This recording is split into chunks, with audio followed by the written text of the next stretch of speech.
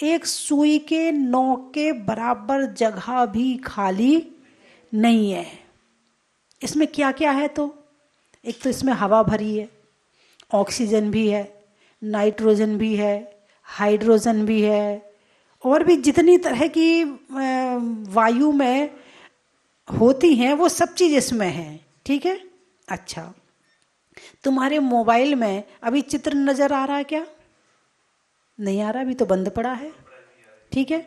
और खोलोगे तो नज़र आएगा। वो चित्र कहाँ है? मोबाइल में नहीं है, वो ये सब चित्र हवा में है। पारस चैनल कहाँ है? हवा में। जिनवाणी कहाँ है? हवा में। और बाकी जो 500 चैनल चल रहे वो सब कहाँ है? सब हवा में है।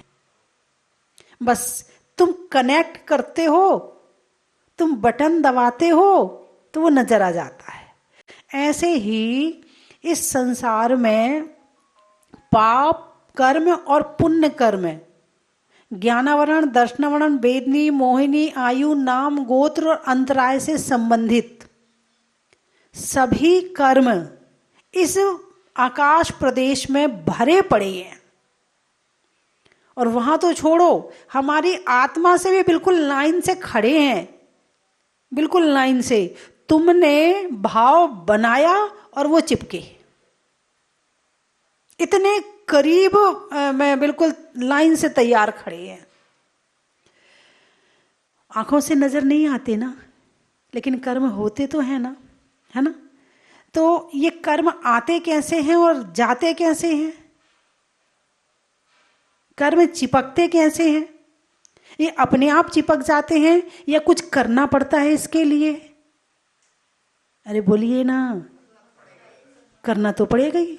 बिना कर्म किए तो कुछ भी कर्म आने वाले है ही नहीं है। उसके लिए करने पड़ते हैं भाव। क्या करने पड़ते हैं? भाव। तो जो भाव करते हैं, भाव का मतलब निमंत्रण। किसका? कर्मों का निमंत्रण। आपने भाव बनाया और कर्म चिपके। अच्छे भाव बनाए, अच्छे कर्म चिपके। बुरे भाव बनाए, बुरे कर्म चिपके। और ये सारा संसार क्या है? कर्मों का फल है। तो द्रव्य कर्म परिवर्तन और नो कर्म द्रव्य परिवर्तन।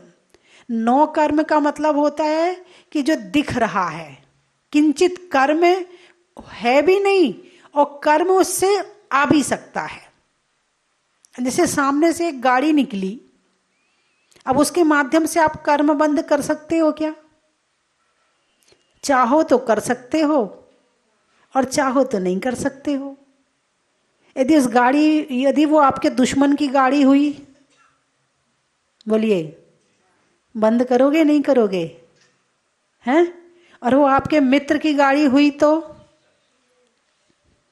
एक के में अच्छे भाव आ जाएंगे, एक के में बुरे भाव आ जाएंगे। लो, गाड़ी सामने से निकली, उसने तुम्हारे लिए कुछ भी नहीं किया और तुमने कर्मवश कर लिया। ऐसे टीवी में सीरियल आता है, मूवी आती है, और भी बहुत सारे तरह की चीजें आती हैं। अब वो सीरियल देखते देखते कर्म बंद करते हो कि नहीं करते हो? हाय इसकी सास कितनी खराब है, हाय इसका पति कितना खराब है। करते कि नहीं करते? जबकि वो वैसा वास्तव में है क्या? नहीं है। लेकिन तुम्हारे भाव अच्छे और खराब होते कि नहीं उसको देख देख के? हैं? तो ऐसे हम व्यर्थ के कर्म बंध दिन भर में ना जाने कितने कर लेते हैं, कितने कर्म बंद कर लेते हैं, है ना। बात बड़ी सूक्ष्म है। इसको कहते हैं भाव संसार। द्रव्य संसार, क्षेत्र संसार, काल संसार, भव संसार और भाव संसार।